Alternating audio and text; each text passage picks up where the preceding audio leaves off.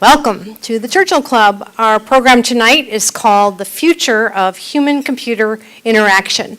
How will we connect? We are privileged to welcome the three distinguished speakers.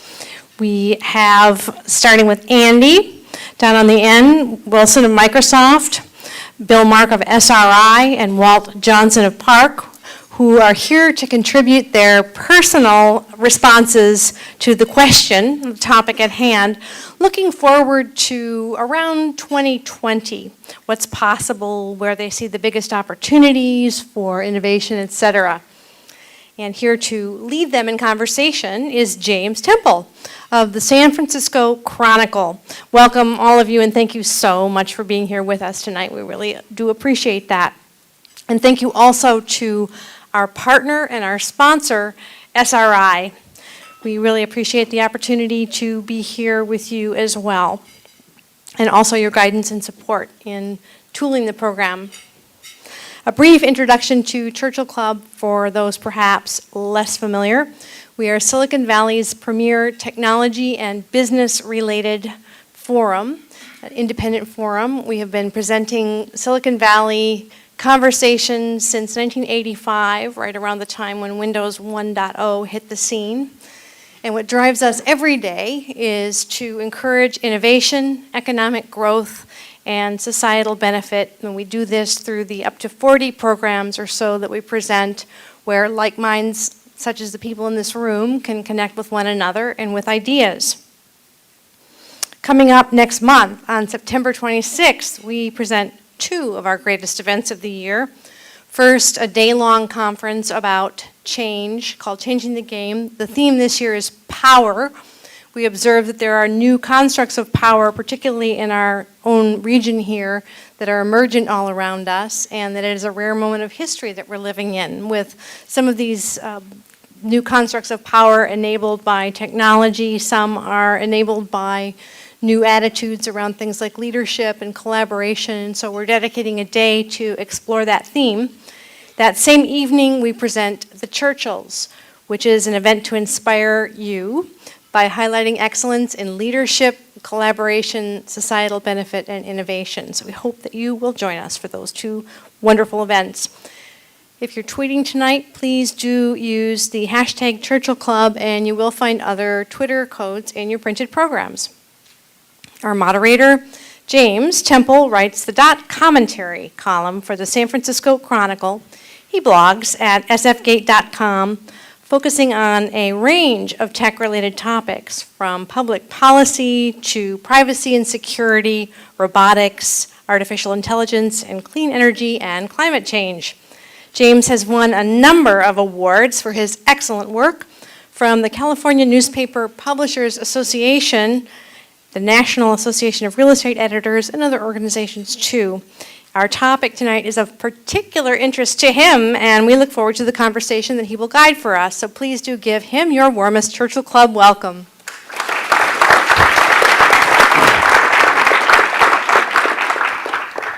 Thanks very much. Thanks for coming tonight. Really appreciate it. I think it's fair to say that we've come a long way in human-computer interaction, and the only evidence I need is that when my father started his first job out of college as a computer programmer, he was programming on punch cards. Since then, we've had the command line interface, graphical user interface, the mouse, touchscreen, voice recognition, motion sensors, and more. Being here tonight is particularly appropriate since at least two of the things I just mentioned were invented at SRI.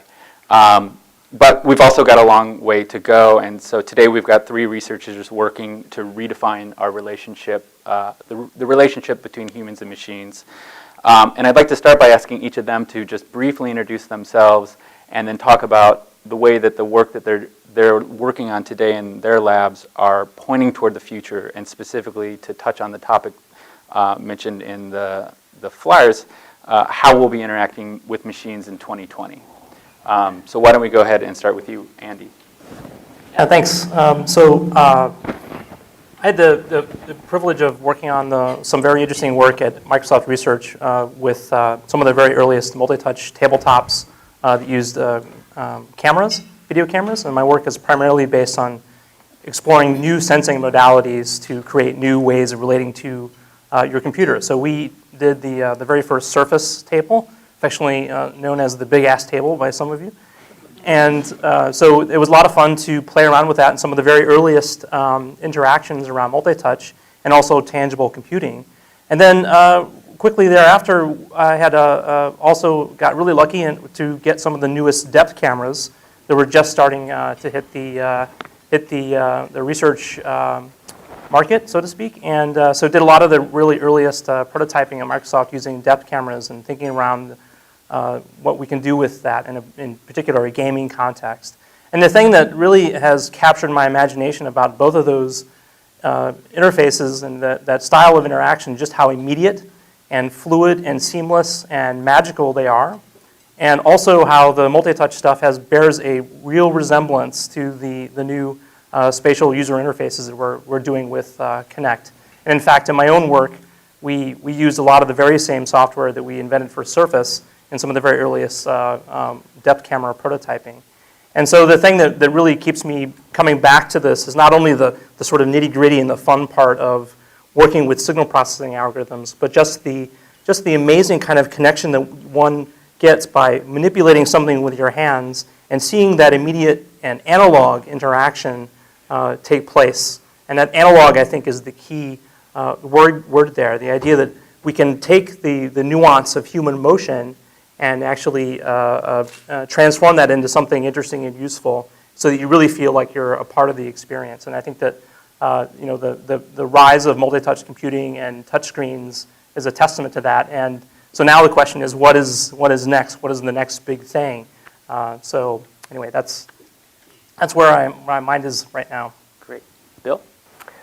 Bill Mark. I'm here at SRI. I get to run the Information and Computing Sciences Division. That's 250 researchers, 4 laboratories, artificial intelligence, speech, vision, and computer science, which is computer security and things like that. So quite a broad scope. My own background is in artificial intelligence, and I've been doing that for a long time. When I think about how human-computer interaction is going to be changing over the next 10 years, 7 years, I guess, according to the program, I think of 3 big things that are going on. One that's around us all the time is the rise of spoken interaction. So Siri, which actually came from one of my labs, is very famous, and everybody's gotten used to the idea of talking to a computer in some form. We're just at the very beginning stages of that, and as we go into the future, we're going to be seeing a lot more of that, deeper conversations, better speech, all of that. The other thing that is becoming very apparent is the importance of anticipation. So as soon as I say that, everybody in the audience thinks Google Now, and that's absolutely a good thing to think about, but it goes way beyond that. So not just thinking of computer-human interaction as talking to a computer, but also thinking of it as the computer anticipating what we need in any given context and giving us the information that we want. The third thing I'm going to guess is the least intuitive. So one of the things that's been talked about in computer science and the computer world for a long time is ubiquitous computing. And we were talking earlier about Mark Weiser, who's sort of the founder and the father of that.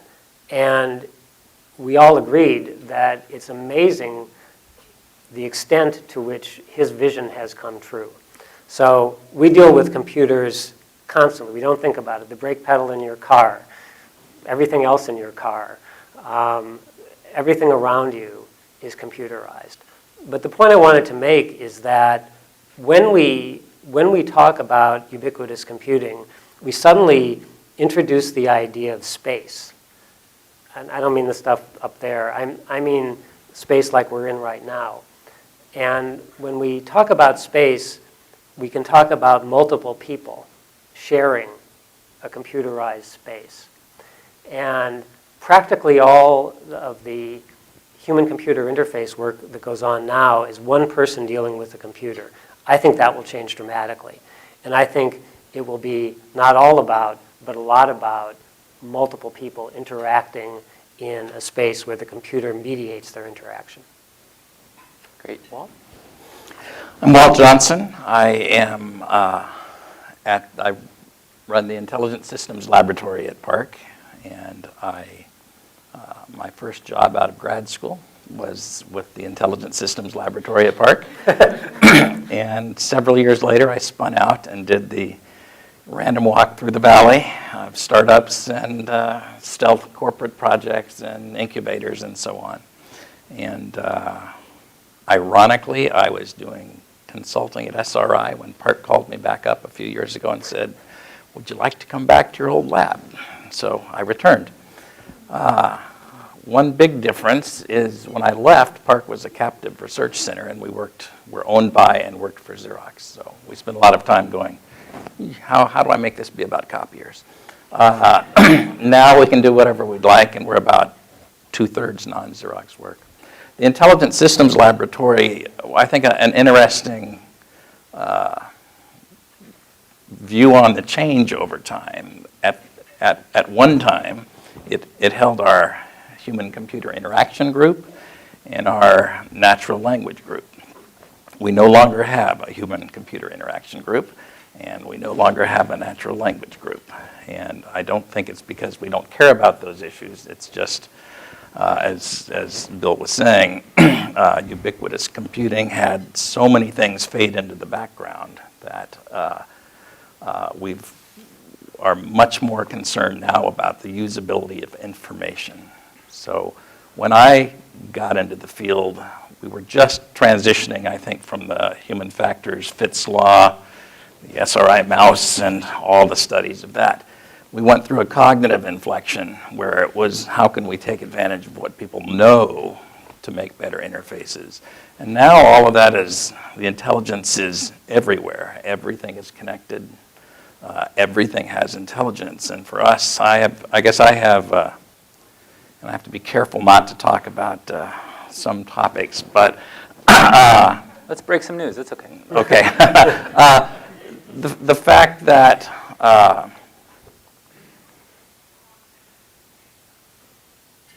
with the ubiquity of information, people tend to lose track of the fact that they are constantly interacting with systems that are tracking them and keep recording what they're doing. And I loved Bill's comment about the brake pedal, because after he told me that yesterday, I went back and went, oh, yes, I am interacting with the computer, but I'm also interacting with Progressive Insurance Company. And I'm going to have higher insurance rates because of that human-computer interaction.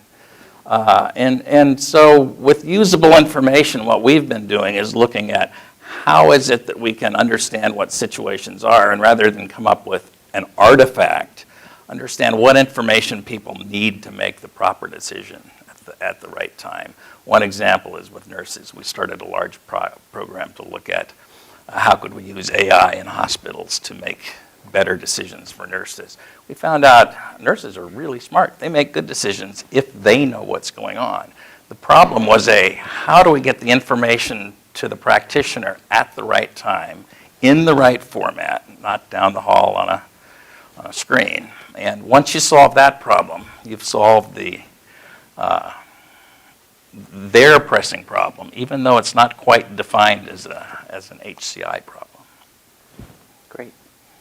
Andy, when we were having a pre-discussion in preparation for this, you had mentioned the idea that improvements in computer-human interaction are going to get us eventually to this point where it's almost like humans will have some, what you called superpowers. So I want to know, when am I going to be able to leap over a tall building in a single bound? Well, in 2020 is not very long from now, so we're not going to see that. But we were talking about, so I run the natural interaction group at Microsoft Research, and we get really hung up sometimes about what is natural and what are we really doing with these so-called natural user interfaces. And clearly, there's a desire to simulate natural interaction as we see it in the real face-to-face interactions with people. And then the question there is, well, why do you really want that? What you really want is supernatural interaction, right? Because if you really want just to emulate face-to-face interaction, why not just have face-to-face interaction, right? One of the beautiful things about computing is the ability to manipulate thousands or millions of documents and just treat things as if they have no weight, to affect action at a distance and these kinds of things. And so one thing that we've been thinking about is, well, so we can be a little bit flexible about what we mean by natural. Like, so, when Michael Jordan does his layup or whatever, he makes basketball look natural, right? And so that's because he's Michael Jordan, whereas I could never do that. And so for me, it's very unnatural. And then, another example would be actually just typing on a QWERTY keyboard is quite natural for many of us. And, my 5-year-old daughter is getting the hang of it already. So, the question now is, if you want, we need to have some sort of notion of a target. Do we want to emulate natural interaction, or do we want to go for supernatural interactions? Or what are the kinds of powers that we want to imbue our systems and our people? I don't think we're going to be jumping over tall buildings, but a good example would be telepresence, and I think that's something that's quite within reach. We've already seen some really interesting examples from various companies, and that's one that we can work on and get. I think we can get really nice results there by 2020. What about? So it's teleportation. That's pretty close. I'll take that.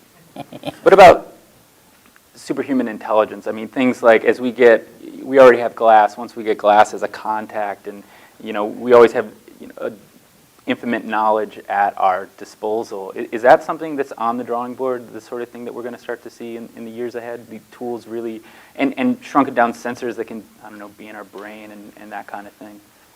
So having information at your fingertips, and I mean, then the challenge is how do you wade through it all? We were talking about this earlier. Like, how do you present that? How do you don't want to be constantly bombarded with this kind of information in your eyepiece.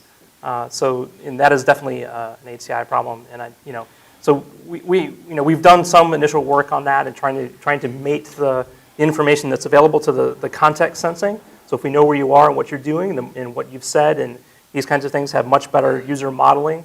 Those are kinds of things that, of course, people are doing that sort of stuff. Right today, it seems like it's more in the context of web applications, but I see no reason why we couldn't, bring that out into the spatial interactions, the face-to-face, or as you move through your world, be able to use those same kinds of techniques.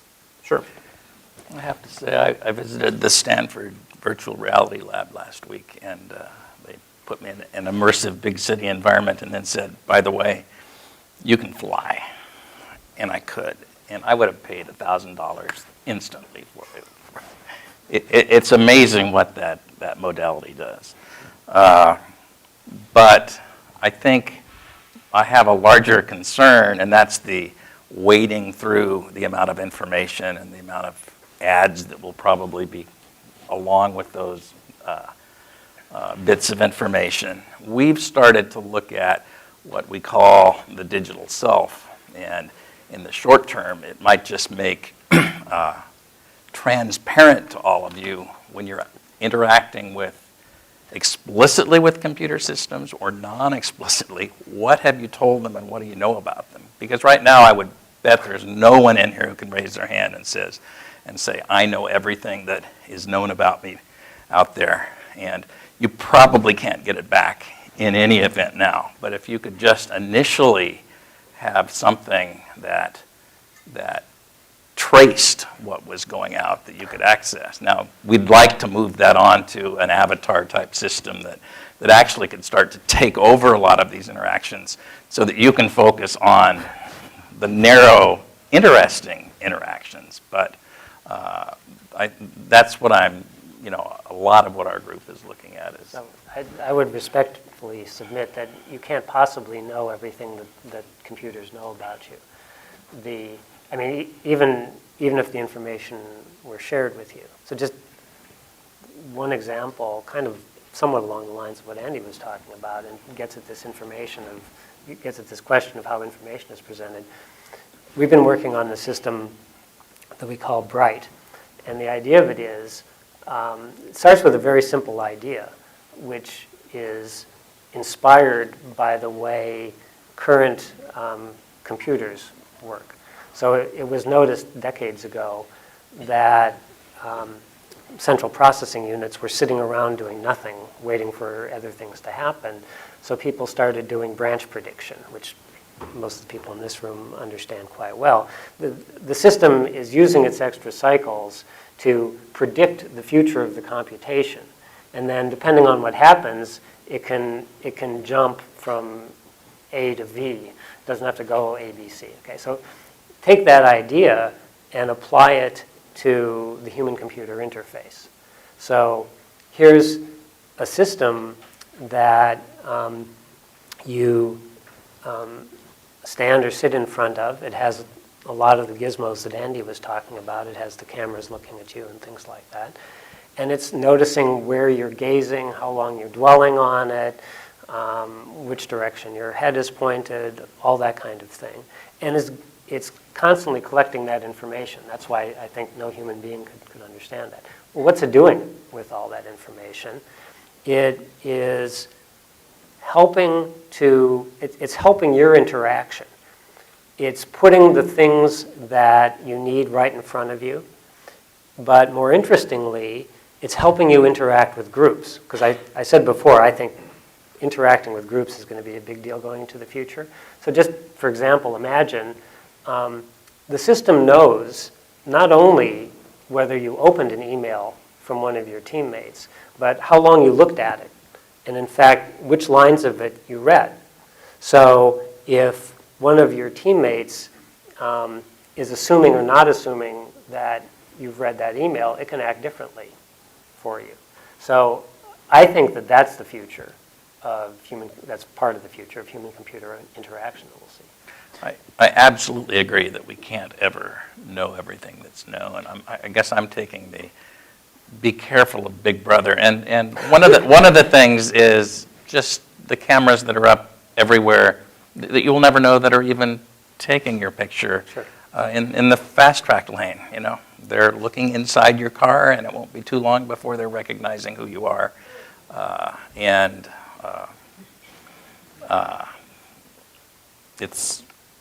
It's a nice problem to worry about.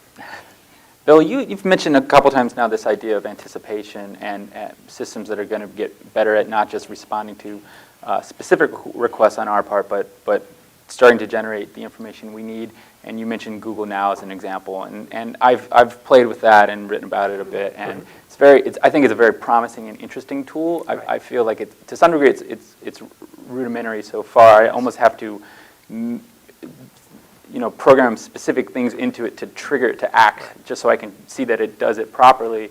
But in 2020 and beyond, where do we get with that kind of thing? And what are going to be the sort of the technical advances that will push that forward?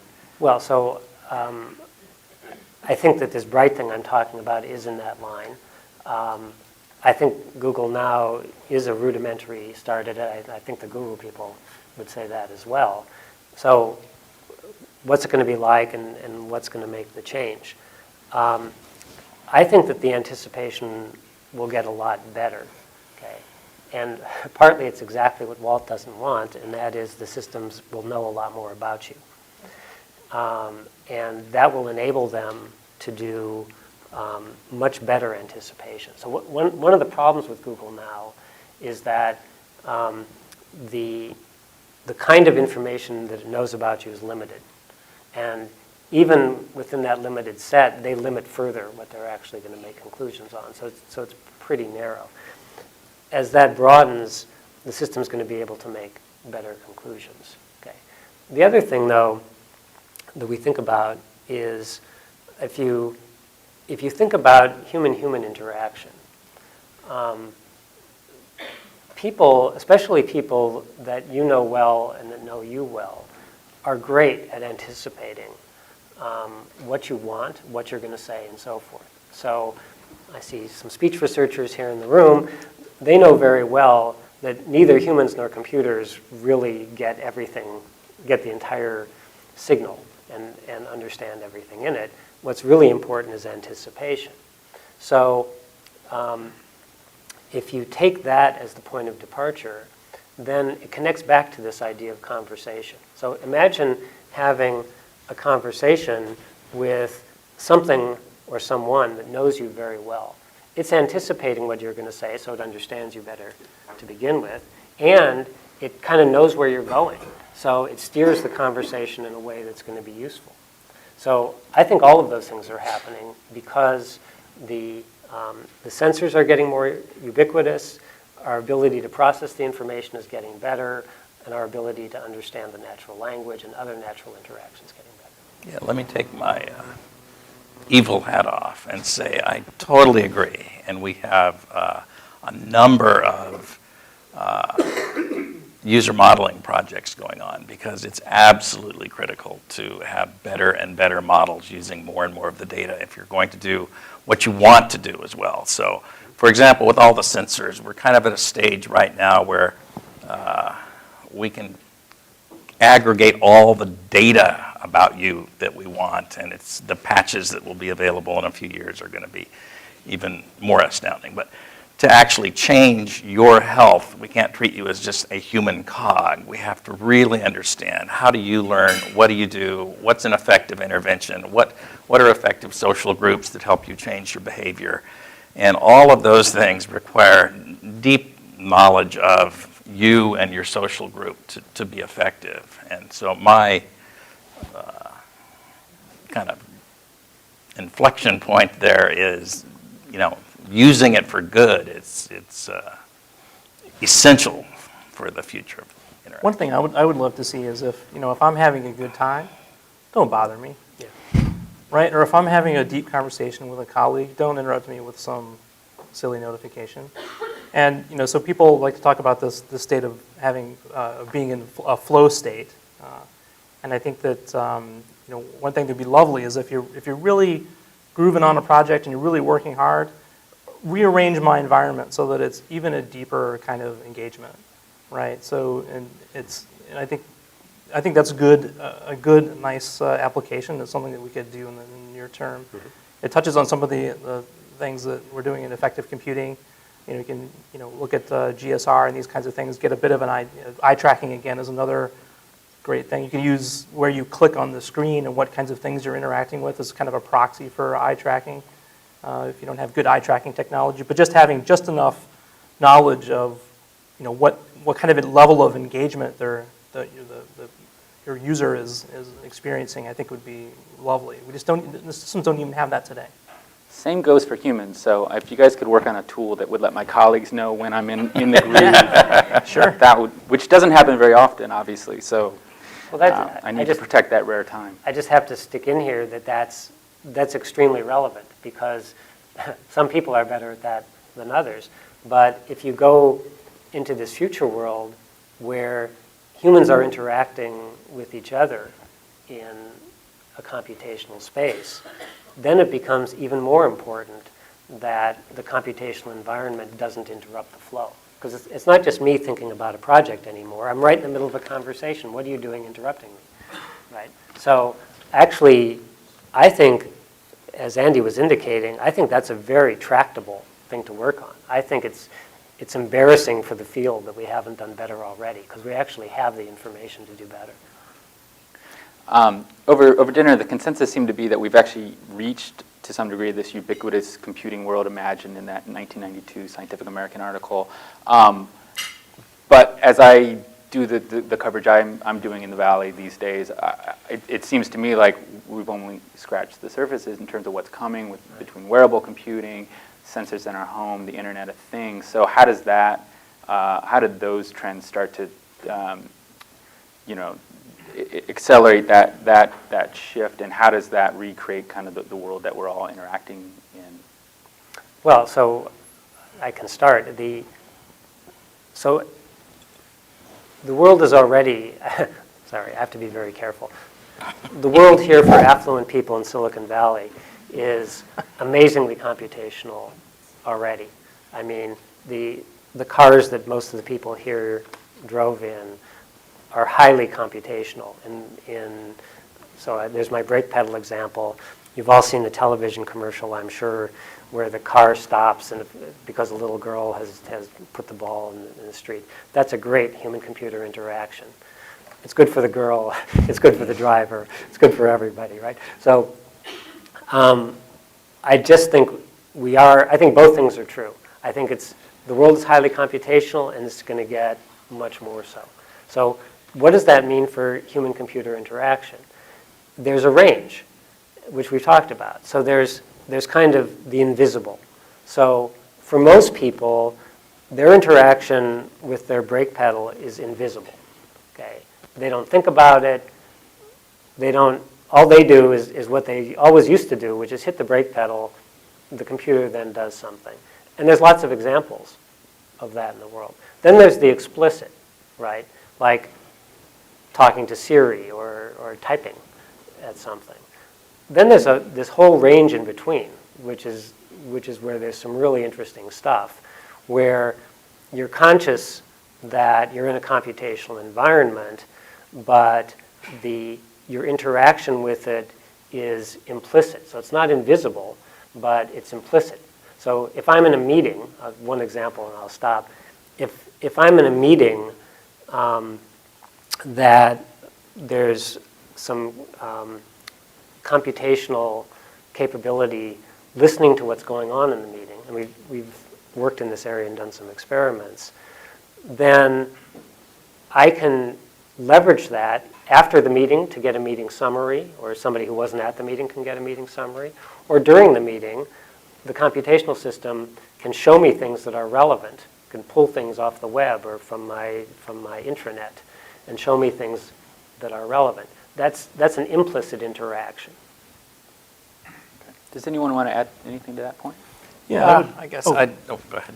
I was just going to say it's really interesting to me, and I'm thinking back to Mark Weiser's original vision that at least where I work, we all have whiteboards in our offices still, and I find it curious that we've devoted all this effort and time to develop these amazing computational systems, and yet the one piece of technology that we tend to use when we're having a small meeting is the whiteboard. And we still haven't solved that one. So that part of Mark's vision is not done. And so one thing we've been trying to work on is just making these wall systems like the perceptive pixel displays. Microsoft acquired them recently, and just making the interaction on those devices as fluid and as simple to pick up and drop as a whiteboard. And it's hard because you want to give the user some ability to, it's very tempting to add this, that, and the other feature to this thing, and pretty soon you have drop-down menus, and then you have to log in, and then and what I'm finding with these systems is that if you can't be engaged within seconds, people aren't going to use it. I mean, the most you can do on a slate in your lap is type a pin in, and if it's any more than that, you're not going to use it for a quick note, right? And so so we have this real challenge of really just getting some of that functionality back without destroying it, adding some interesting capabilities. So that part of the vision isn't there. We're focused also on adding the sensing capability, like the cameras, and positioning information so that if I walk into your office and we know each other, I can immediately get something up on your screen and do that. And I've just arbitrarily set the bar at 3 seconds. Not sure if that's the right number, but so that you can have this kind of seamless kind of interaction. And this is the kind of thing that's really frustrating to me because in the research community, we've been showing these kinds of demos for many years, and we still don't have it. Yeah. And so as a researcher, I look at it and it's wow, God, what's the problem here? And clearly there's a business challenge of getting people to agree on standards and this sort of thing. And that's certainly not the kind of problem I like to think about. But anyway, so... having gone from actually using giant screens in the 80s to seeing up near your neck of the woods, the use of visual technology and Connects to rapidly turn anything into any whiteboard into a display, but a cool whiteboard, and since it's connected, it can be 3D as well. I have a feeling where we will take off before too long on that particular problem, that 25 years is long enough to talk about it, and we'll make some progress. I hope you're right. I wanted to say the other thing about your meetings is as we can start to model you more complexly and monitor your emails, V-mails, and so on. And we're getting better at emotional content, finding out those things from whatever modality, that you'd like to have the flow retained because you can do it, and there are some things that you are willing to let a digital assistant actually do for you, not under your control. I'm very leery of a digital assistant not realizing that, no, I would never talk to that person or whatever, but I think we need to move to where computers can autonomously take actions for you. The umbrella term that gets applied to a lot of what we're talking about here are natural user interfaces. And I'm curious if, I mean, we've talked a lot about what's possible here and what's becoming technically feasible. I'm curious, what's the goal? What's the broad goal? I mean, the natural user interface suggests that it's to interact with computers in a more natural, i.e. more human-like way. Is that a good way of capturing what we're trying to get at, or is there a broader, bigger goal here? Well, I think the goal is to enhance human life. I don't care about how we interact with computers. Okay. So the point is, if the computational world makes something better for us, and some of these car examples that I was kind of kidding about truly do, right? I mean, if automotive safety is a huge issue, and if computation can help us, that's great. Walt brought up healthcare. That's another one where computation is going to make an enormous difference. So I have huge faith in that. Then the question is how to actually get people to use this stuff in a comfortable way. And that's where the so-called natural, and I think Andy brought up the point of what do we mean by natural, but putting people in a computational environment that's comfortable, pleasurable, fun, useful, that's what we're trying to do. A question that you can tell where I am in my life right now. I chauffeur children a lot. And so I look at Google cars and go, boy, would I love to say piano lesson and not have to worry about them. Sure. But what it does make me wonder is humans aren't very good at a lot of things. I have car insurance for a reason. And what will the Google driver's license exam be? Will it have to be better than Bill's score? When will we actually... Google has car insurance too. They have more than I do. But, you know, when we're making these human versus, intelligent system trade-offs, how much better do they have to be than us before we allow them to slide into our lives? Well, again, if you think back, this argument went on over automated brake pedals, right? So I remember reading decades ago, there are certain circumstances, like when the road is wet or bumpy or something like that, when human braking is actually better, and it happens 0.001% of the time. And I actually don't think it's true anymore. I think the computer systems have gotten better. But that argument comes up all the time. You were just saying that you're skeptical about computer assistance. So am I, but I'm also skeptical about human assistance, right? So the question is, how well does our environment understand us? How well do we know how much it understands us, which is another good HCI problem. We had a good example of truth imitating fiction last week. Elon Musk had a tweet. We figured out how to design rocket parts just with hand movements through the air. Seriously? We need a high frame rate holographic generator. This sparked a response from Jon Favreau because, of course, this is precisely what was in Iron Man. But it got me curious, where are we in terms of holographs, and where are we going, and how does that fit into everything that we're talking about here? Andy, I know you work to some degree in this area. Can you talk a little bit about what your thoughts on that? Well, it is.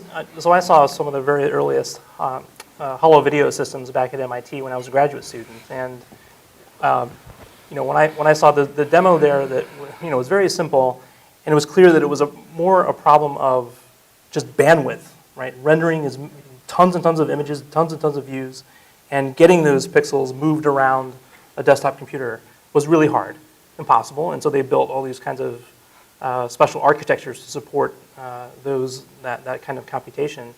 And when I saw that, I was thinking, wow, I hope to see one of these things become viable before I die. And now I'm much more optimistic. There are people doing all sorts of things with holo video systems, and so I'm dying to know what these guys have up their sleeve. We'll see. But there are people who are working on holographic video systems, and I think that by 2020 we should actually see some interesting visions of holography. Now, the way science fiction portrays these systems is very tricky, right? We're not going to see free space holograms like you see in Iron Man or even Star Wars with Princess Leia. You're breaking my heart here. Yeah, and my holography friends are they hate that little segment in Star Wars because they know that they'll never see that. So that you're still going to see a display, a frame. And the other, you often also see this portrayed in print, in magazines or whatever, where the stuff actually comes out beyond the bezel, right? And that always breaks my heart when I see that, because you're not going to see that either, for the same reason. But there will be some interesting things, I believe, in holographic video. So there are some companies who are showing things, and it's a matter of just cramming as many GPUs and the right optics. It's less of a problem in optics and more in terms of just rendering and bandwidth. So. We also have another project where we've looked at different ways to specify shapes using a depth camera. So if I say, if I go up to, a store catalog and I say I want the chair that looks like this, right? We can specify, we can get that, and we can do a match on that. Go to a database of 3D models and make a volumetric representation from your hand gestures, and then match that to a database. That's something we actually had fun with a couple years ago. That's a good segue into the market opportunities here. We've talked again a lot about the technical stuff and what's possible. What's the market pool? What are going to be the killer apps? What's going to drive this venture capitalists to invest in this and companies to bring these sorts of things to market? Bill, do you have thoughts on that? Sure. I think it depends on what you mean by these sorts of things. Yeah, there's a few. Yeah. So clearly, again, if I go back to my three things, if we look at the rise of conversation as a way of dealing with the computer, there's huge venture capital interest in that right now. People come to SRI all the time saying we want do Siri for us in this domain, and venture capitalists come to us. So that's clearly here. That's on the rise. Mm-hmm. If we look at the sort of the anticipation thing, again, there's enormous interest in the venture capital community. There's lots of money floating around. My concern there, it's not a concern, it's part of the ecosystem. A lot of that is directed towards, roughly speaking, advertising, of getting messages in front of people. And I think there's so much more there in healthcare and things like that, where there's just my perception, there's some venture capital interest. I think there's more to come. And then finally, I'll add something we haven't talked about, but is somewhat related to the holography point, is augmented reality. So Google Glass is kind of popularizing that, but that field's been around for a long time too. And now, because of advances in computation and algorithm design, I think is right here now. So we do work in that area for training. There's a good example. So, mechanics of various kinds have, most garages work on the principle that any car that crosses their driveway, they're going to fix, right? And there's this voluminous old information about how to fix the car. Wouldn't it be great if the mechanics could put on glasses and they would know what to do and get some instruction? Wouldn't it be great for training? And I think we're starting to see commercial interest in that. Cool. I'll give an oddball example that gets beyond the virtual, but we're doing a lot of work in smart manufacturing based on DARPA work we've been doing for a long time. And initially from the automated vehicle make program, I think. But what it's really allowing us to do is take any 3D CAD design and drop it on a box and have it come back instantly and say, this is or is not manufacturable. If it is manufacturable, here are all the different supply chains that could manufacture it. Here's how much each step would cost, how much time it would take, who could do it. And by the way, this is the expensive part. And that means you're modeling your entire supply chain and all your tools. But it starts to put information at the fingertips of the designer about, is this a good design? Is it sustainable? Can it be done? And you're drastically cutting it down. And you're also democratizing who can do a design, because it's not just a little 3D printer. This is serious metal work in addition to that. And if you want to, design, there's 300,000 small manufacturers that don't use technology out there. That there's large untapped markets for. So I'll add that our take on augmented reality, at least in my group, is to use projection technology with depth cameras so that we can, everybody's probably seen the cool YouTube videos of projection mapping technology on buildings and this kind of stuff. We're doing that inside the room and then making all that happen in real time using the depth cameras. So one example that we had this past year was the IllumiRoom concept piece, where we had you're playing a game on a regular TV, and then the graphics actually bleed out selectively from the TV, and to do that in a way that where you actually correct the projection given the surface geometry of the things in your room, so that it really feels like you're in a real virtual space, or not. I mean, this is the kind of thing you can flout as a designer, and so our take is a little bit different. Rather than having something that you wear, we're pushing the pixels into the environment and then enveloping the user with imagery. And so it really draws heavily on some of the early cave work that was done many years ago now, and except we're using basically reducing the system to a box that you put in the ceiling. What I would love is a little thing that you set down. It's about like this, and then it basically transforms every surface in your room into an input and output space. That's a concept called the I/O bulb. That was something that again was coined at MIT, and I would love to have that as a device. I think that would be brilliant. And so you don't have to. I don't think we have to be necessarily wearing glasses. I think we can think of other kinds of things. If you're entering into a high infrastructure environment with where you could actually afford to mount something, that's kind of an expensive proposition, right? Mounting things in the ceiling. Why not use that ability to actually, and it also works very nicely, by the way, with multiple simultaneous users, because I can see exactly the same thing you see, and I see that, right? And I know that, so that's an interesting property of these systems. So we're playing around with multi-user versions of IllumiRoom and actually much bigger systems that involve multiple cameras, multiple projectors, and a little bit less of the TV aspect of it. Yeah, and if you haven't seen it, you should look it up. And because he works for Microsoft, you should look it up in Bing. One of the other things I wanted to ask about, over the weekend I did a story about an annoyingly young guy down in Stanford, he's 18, from Germany, who's working on a Google Glass app that does essentially emotion recognition. And he thinks there's lots of training uses for this, but one of the things he's doing, or one of the things they want to test, he has a cousin who has autism, and he's wondering if there's the possibility of using that tool to help people with autism in similar disorders, help them along in terms of recognizing human emotion in the real world and respond to it in more appropriate ways. And another company I'd mentioned that's working on voice recognition and emotion recognition within voice. So I'm curious, as you layer that on top of some of these things we're talking about, what kind of additional insights we get and tools that become possible.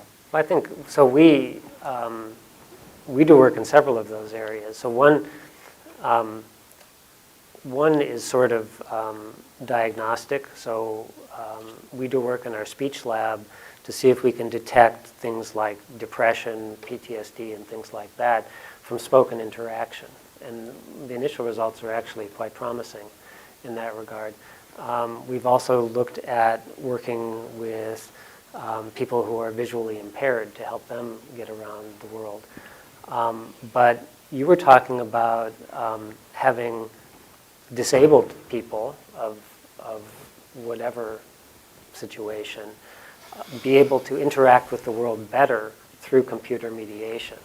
I think that's a really important theme. The way, the big headline that usually comes up is aging population, because certainly in Japan and in Europe and soon here in the United States, that's going to be an enormous issue.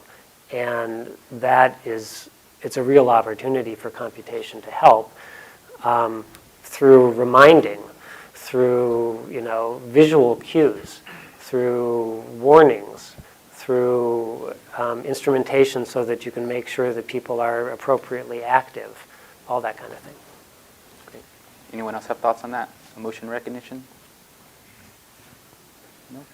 So I think we're actually going to move to audience Q&A at this point then. So if anyone has a question, just go ahead and raise your hand and someone will come around to you with a microphone.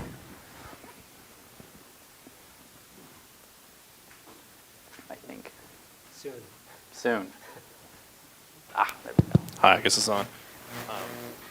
Here, I'll stand. It's probably easier. Hi, my name is Mark Hockman with PC World. My son is 5. He's grown up with a tablet. He understands touch interfaces quite well. I don't really think he understands the point of a mouse. He doesn't use a keyboard at all either. I use a keyboard all the time. I use keyboard shortcuts. I use Windows 8, but I'm reluctant to take my hands off the keyboard. My question is this: at what point in the future do we get to the point where the keyboard becomes a legacy interface that possibly is phased out, just like a floppy drive or a DVD-ROM drive? So I think it depends on the situation. So I'm not sure that'll ever happen, because there are some situations where a keyboard is just the right thing. So again,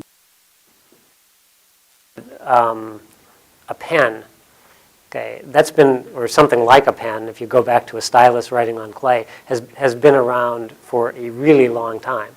That's because it works very well in certain situations. My own feeling is that keyboards will be like that.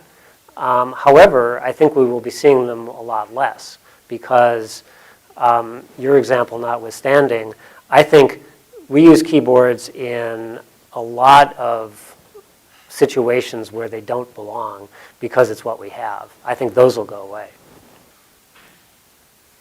Next question.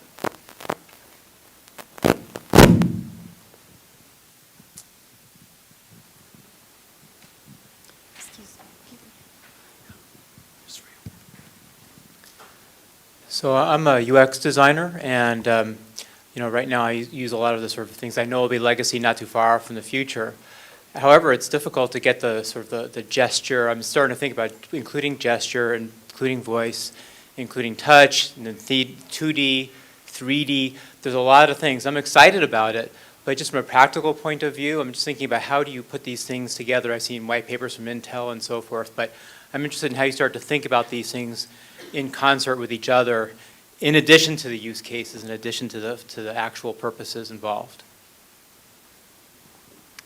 Well, so I think there are a couple of problems. Other people should speak to this too. But first of all, these things have to work really, really well for people to accept them. And some of the things that you just went through don't work really, really well yet in the real world.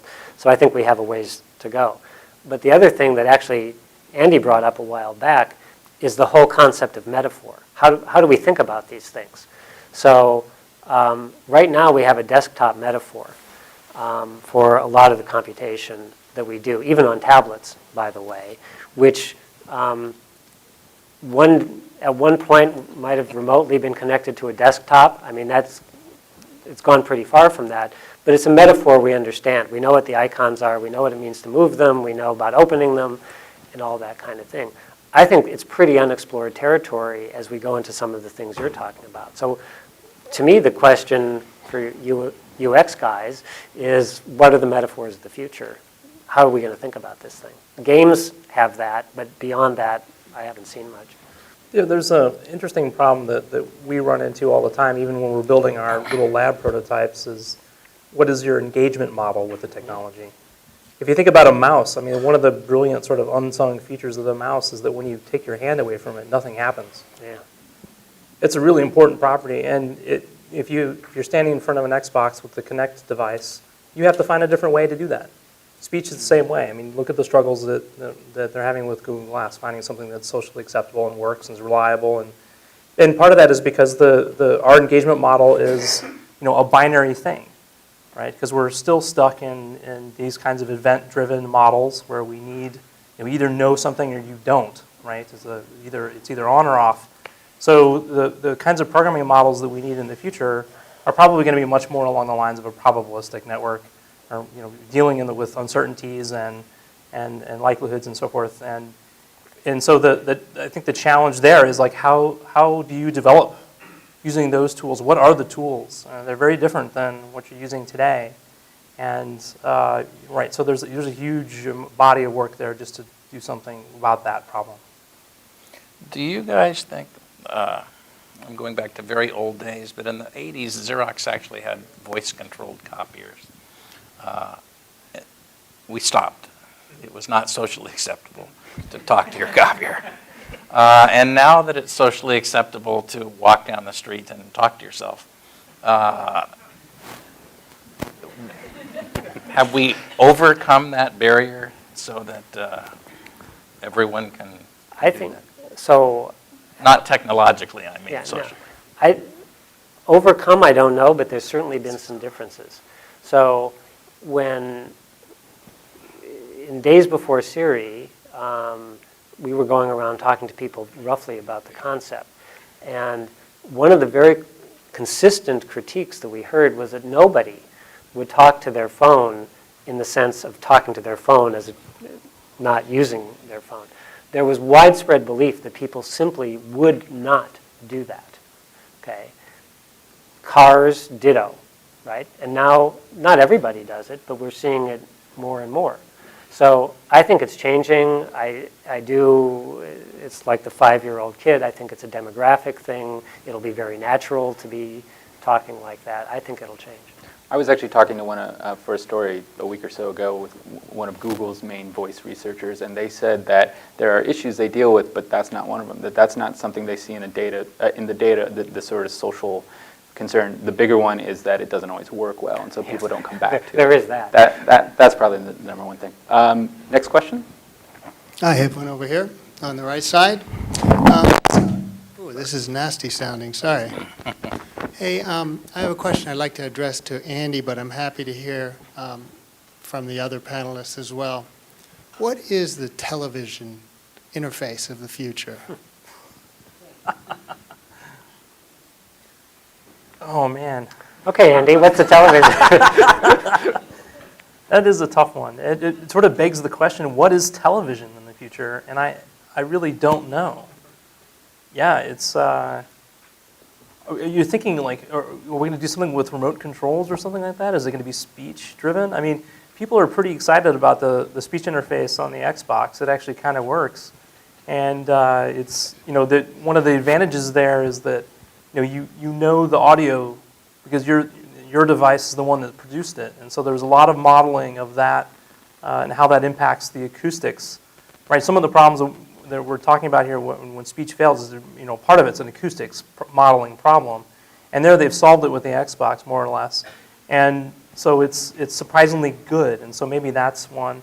I think one thing that I find a little bit interesting is that when you're gesturing in front of these things, doing these sort of very broad gestures, very sort of, telegraphing what you want to do to the system, I think what people really want to do is they want to do something very small. They don't want to do something like large. They want to do like little micro gestures, and partly because we're fundamentally we're lazy, and you don't want to exert a lot of effort to make something small happen. Or part of it is maybe it's a social acceptance thing too. You don't want to look like an idiot. But so one sort of interesting research challenge is how small of a gesture can I make and affect a change across the room. Now certainly I can even do that to you right now, right? You're all the way over there, and I can point with my head. I can say, look over there, and you'll probably get the right table at least. And so, so there is this sort of fidelity that we don't have right now. That'd be interesting to see, that we can look at these kinds of interfaces. That I think that's an exciting area. I have to say, I'm not much of a TV watcher, but if I sit down at my TV, it says, "Hi, Walt," because out of all the family members that watch it, it recognizes me somehow, and I can talk to it or gesture to it. But every device that I have in that room wants to be the controlling device for my entertainment life. So the DVD player wants me to use it to control everything. The AV receiver wants to control. The TV wants to control. All of them want me to stop every 2 days and do a network-based software update or firmware update. And so I think so little about, we're still sometimes in the dark ages of, okay, I just spent $500 on this Logitech computer to control my things, and I still have to have five devices there to watch, The Daily Show. I'll just throw in that another question is, how interactive is it going to be? And so this gets back to what is TV, right? So I think the technology is there to make it much more interactive if we want it to be. There's all kinds of questions because most TVs sit in living rooms, and it's back to my thing about multiple people being in the room and how does all that work. But personally, I think that's the more interesting dimension. How is a group of people going to interact with the TV, whether it's a bunch of sports fans or the family watching a family show? People still do that. Yeah. Right. Next question. Okay. So with the premise that people are becoming the new control mechanism in that of the digital layer of life, how do you manage multimodal interaction and things like selection? You talked about taking your hand off the mouse is a brilliant thing. Well, selection's a brilliant thing. There's a lot of interfaces. Now, if I had one click that I could do with my brain, think of motive, etc., and I could look at something and say, detail on that object, I could do a lot with that interface. So is anyone doing research on that kind of multimodal stuff, and how do you handle the real-world object selection problem?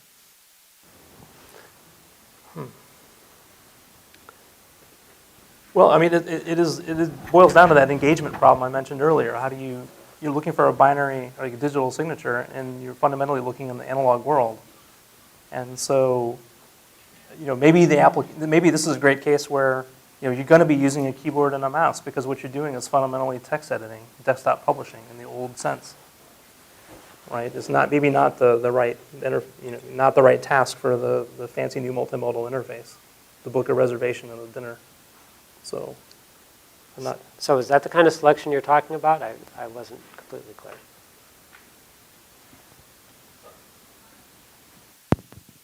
I was talking about, as we have basically intelligence embedded in all the devices around us, it's much more like grabbing someone's attention and trying to talk to them, right? In a room full of people, you can look at someone, direct your voice towards them, etc. And you now have that problem because you have so many digital devices in your life. And you can't hold a remote for all of them. So I think, again, I do think it's an engagement problem because human beings have a way of doing that. So here, I'm attempting to look at you, even though you're sitting down. You can see me doing that. So human beings have a social way of understanding that. The point is, how are they going to do that in a computational world? And is the computational thing going to understand that that's what's going on? That I'm looking at this because I'm selecting it to talk to now. Okay. I think it's pretty unexplored territory. We did a study several years ago where we gave people different ways to control lights. And we used a Wizard of Oz technique where nothing was really implemented. We just had a guy in the back who flipped lights on and off. And we found that the way that people really wanted to control lights, at least in our fancy living room setup, was to look at the light and then speak to it. And that was hands down the winner. And that's really hard. Doing eye tracking from across the room using today's technology is really quite difficult. I mean, it's one thing to perform eye tracking on a desktop computer, which is more or less solved problem.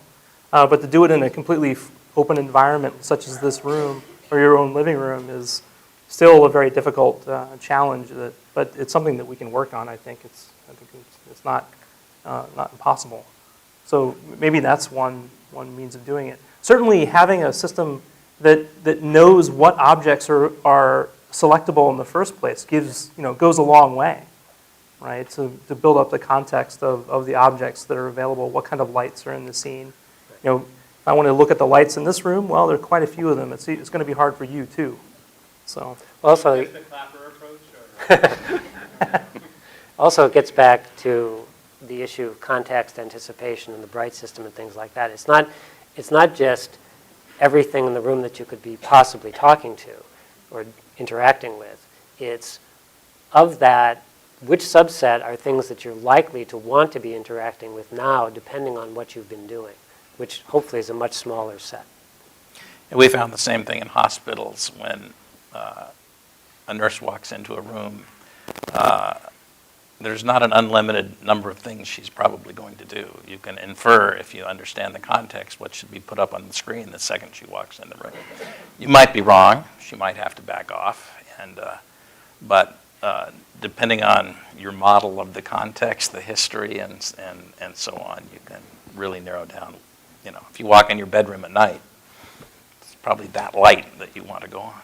yeah, it's remarkable how little precision is required in that task. And one of the, if you're stumbling into your house at night and you've had a couple drinks, you can still manage to get the lights on. And I think looking back at it, we had a UX designer ask a question, I think that's an interesting point there, where today's interfaces require a level of precision which is greater than what is required to accomplish the task, right?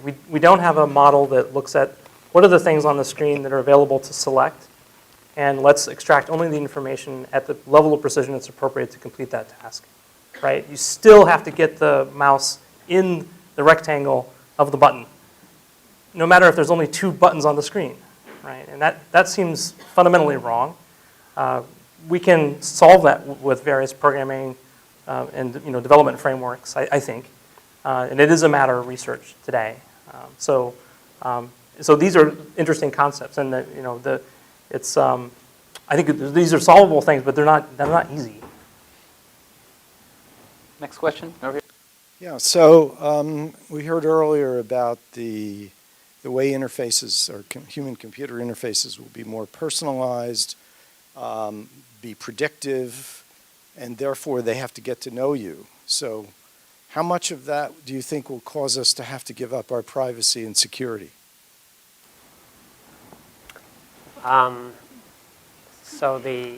So you have to give up information in order for the systems to be able to help you.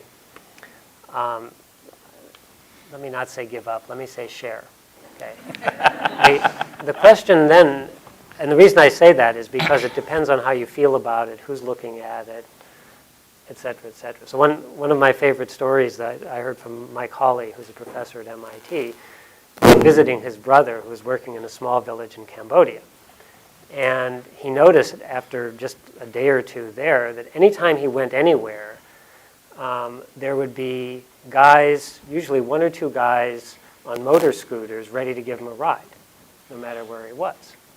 So at first he was horrified. My privacy is completely gone. Everybody in this place knows where I am, et cetera. But then he kind of got to like it because, hey, this is really convenient. So that's the way I think about this. So I'm delighted sometimes when I have shared information and the system does the right thing. If you think about your personal assistant, if you have one, or your friends, or your family, you want to share information with them so that they can anticipate your needs and do good things for you. The problem arises when you're in an environment, which unfortunately we hear more scary things about every day, where you don't know who all is seeing it and what they're doing with it. So that's where the problem lives, to me. I think there's 2. I'm a little more on the skeptical side. I also think that in getting to the precision needed for accurate predictions and so on, that at least my life is filled with exception cases. And those are much harder to handle than the other 90%. And even with great models, it's a much harder problem than it appears. And you have to give up your privacy. Hi, Danielle Avitus with IDC. I think this sort of builds on some of the last couple of questions, but we see in our research that on average, in the U.S., people have 5.5 intelligent connected devices in internet households. On a global basis, it's still impressive, between 2 and 3, depending on sort of the major region. And the number continues to steadily tick up, and I think with the compute devices coming and more mobile devices, we're not going to sort of, I think, go down in terms of number of sort of intelligent connected devices. So we've got these siloed experiences in many instances, and in order to have these great anticipatory experiences, it needs to somehow come together, right? So my phone knows more about me than probably any other device, but I don't just use one phone. I realize I'm probably an exception. Again, I'm in Silicon Valley. But you think about your work computer, your home, your next-gen television, and your game console, and your tablet, and so forth. We have different operating systems, et cetera. Do we all have to sort of eventually all get to the cloud and it's in one place, or there's some federation in order to really understand context appropriately? Or we're still going to have these better than today, but still not quite optimized because my car doesn't understand my experiences in context to my phone, to my home, to my work, et cetera. I'm just sort of curious about, does it have to really all go to the cloud? And not even just that, but really come to a single place, which I'm sure Google would love, in order for this to really, come to fruition? I thought of that question. I think there's 2 issues. There's one is directly related to the previous question about security and privacy, and how you and everybody else feels about information going to various places, and especially being centralized. That's very scary for a lot of people, including me. But I think actually, even trumping that are the business model questions. So the main reason I think that information about you is balkanized is because there's different business interests vying for it. So Google wants to own this piece of the world. Whoever your phone provider wants to own that part of the world. Whoever provides the stuff in your living room wants to do that. And getting a business model in which those things are shared, I think we're far from, personally. So I don't think it's technical as much as it is business. Yep. If you owned your own data and could do information arbitrage on your own self, it would be extremely disruptive to everyone else's business model out there. The other thing is you could inject a chip, RFID chip, and carry it with you, like they do with cows and so on. I'm sure that feels good to everybody out there. Everybody like that? Next question over there, I think, in the back. I have a question for Bill. You talked about something about sharing information. I want to understand in today's mindset, people's mindset, does sharing information still win over being anonymous, especially when you have something intelligent which makes life easier? I missed the last part about anonymous. Yeah, so do people in today's world, people's mindset, do still people prefer sharing information over being anonymous just because some device is going to intelligently help them live their life better? I think it depends on who they are and what they're doing. So all of us who have kids, especially teenagers, are aghast at the amount of information that they're comfortable sharing. Anonymity doesn't seem to be very important in most circumstances. Other people feel differently. If you're doing something that you consider to be risky in the information space, you might want to be anonymous. There's a whole set of questions about whether you can be anonymous, and frankly, I doubt it. So people might want to be anonymous, but that's getting very difficult to do. So I don't have a really crisp answer. I think there's going to be a range of willingness to share, and I see willingness to share going up. I'm not personally approving or disapproving that. I just see it going up for most people. Yeah, hi, Steve. I'm from Microsoft. I have a question actually for you, Walt. You threw out a term that I hadn't heard before called the transparent self.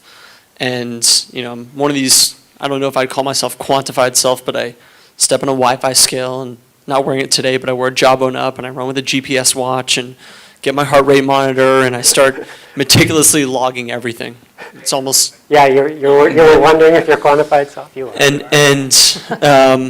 So could you say a bit more about this term, the transparent self, and kind of what you think that's going to mean in terms of how it might change our behavior? Well, I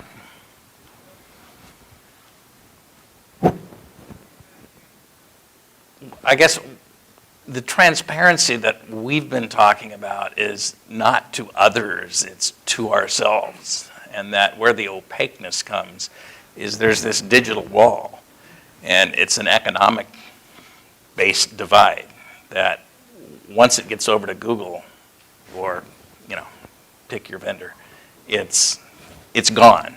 And you don't even know what's there, what they're doing with it.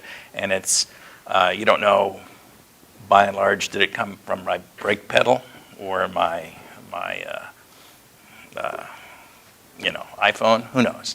And so we've been trying to look at what can we do to identify as many things as we can to make it transparent to you. And even the difference, I was telling people I got my first non-Apple phone in years, and now it's a Droid.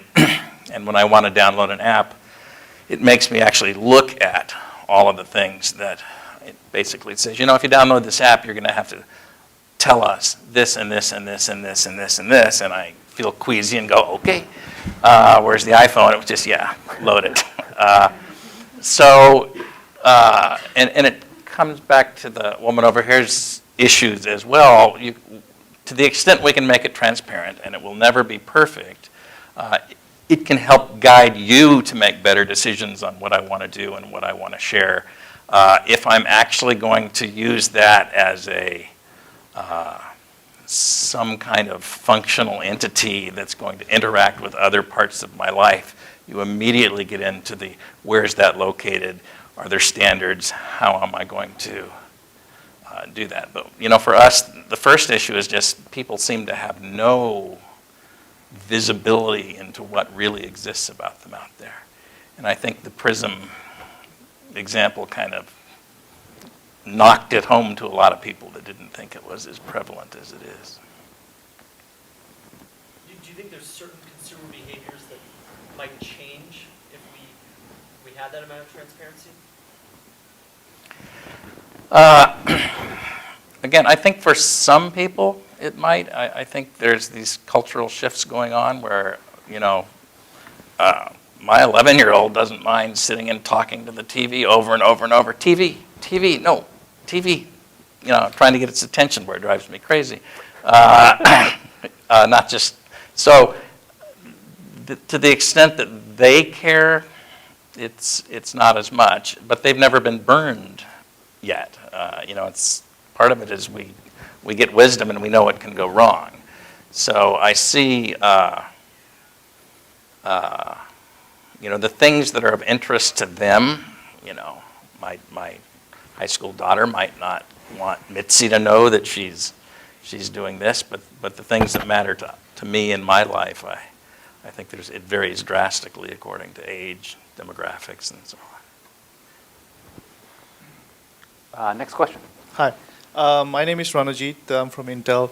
A quick question about, I know it's all about human-computer interactions, but to some extent, to know the context, some of the engagement factors that you said, where would the machine-to-machine interface has to be in, say, around 2020 to give us that we can all interact in a space, computational space?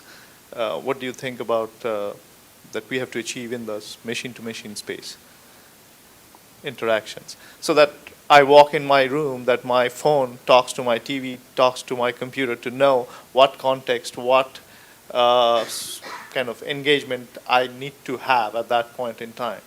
So where do you think it's going from that standpoint? Well, again, so we, and my guess is my colleagues, have built systems that do that now. I mean, we were building systems that share that kind of information 10 years ago. I really do think that it's a business model issue. That's why it's not happening. It's not the machine-to-machine aspect of it. there are technical problems. I don't mean to be completely dismissive of it, but that's not the main thing. The main thing is what business model would make it a good thing to share that kind of information. And it does, ultimately, it gets back to consumer demand, or in Walt's world where I own my data, I think regulation is what's going to be Yeah, it would have there. to be regulation. But it's one, adoption of non-standard idiosyncratic systems and devices, pushing you to, at some point, somebody realizes there's a business model that we're going to have to work together. Just one follow-up is, you mentioned that if it doesn't go to cloud, if it stays within my machines that I own, doesn't that make it a private data to some extent? How does it stop from doing that? What kind of regulation stops that from happening today? From having, what kind of regulation would stop the data on your devices? Not going to the cloud and making it maybe available to Google per se. Well, I think you're being optimistic about your data actually staying on your device. There's a lot of people who know how to get it off your device, frankly. So that's one problem. But when we talk about going into the cloud, that doesn't mean shared, right? That just means off the device. Sharing is a different problem. So I'll just go back and say it's going to be regulation and maybe a magic business model in the future, right? That's what's going to drive it. Hello, I'm Satya from Salesforce. So based on what I heard today, we kind of touched upon visual, touch, and voice. Do you see it evolving towards other sensory inputs like smell and taste to complete the human experience? Well, again, that to some extent exists now. There have been very serious research attempts to create sensors that exceed the human ability to smell. I mean, clearly, as everybody in the room knows, it's a matter of detecting certain molecules at a level of concentration. And that's what smell's all about.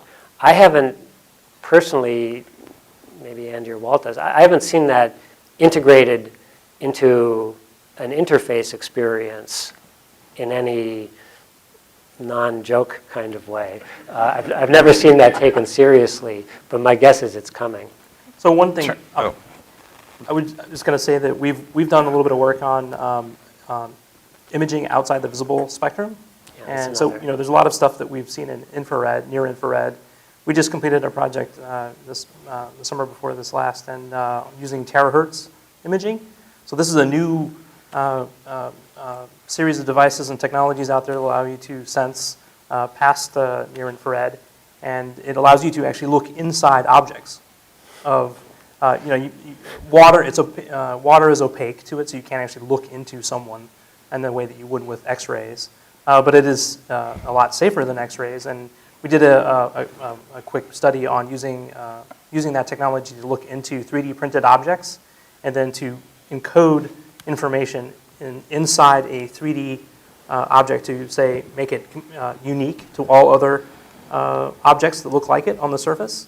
So having one-of-a-kind imprints on the object. So there are all sorts of interesting sensing technologies that are superhuman, and more and more things are coming out all the time that do this kind of stuff. And so that's definitely one of the things I've been trying to track. Sort of what part of the electromagnetic spectrum is the next thing, and how can we exploit that to novel means. Let me put the human back into this. There's your nose is pretty good. Not as good as a dog's, but there is research that shows you can actually have people eating bland, tasteless, nutritious things and getting smells, scents put in their nasal sensors that make things taste pretty good and make you think you're eating, maybe it's a McDonald's cheeseburger instead of a tofu patty.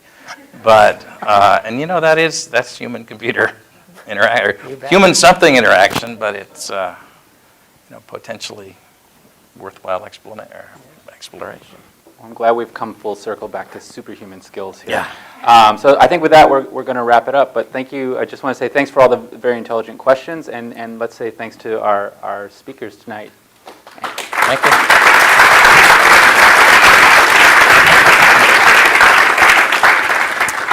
Andy, Bill, Walt, I'd like to thank you again for sharing your perspective so freely with us. We really appreciate it very much. And James for guiding the conversation so well. We have a Churchill Club speaker t-shirt for you. Please wear it in good health.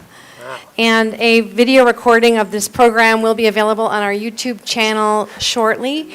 You will probably within the next 48 hours, you will receive a survey from us tomorrow. If we have your email address, please take 60 seconds and respond to it. And you've been a wonderful audience. Thank you so much. We'll see you next time. Good night.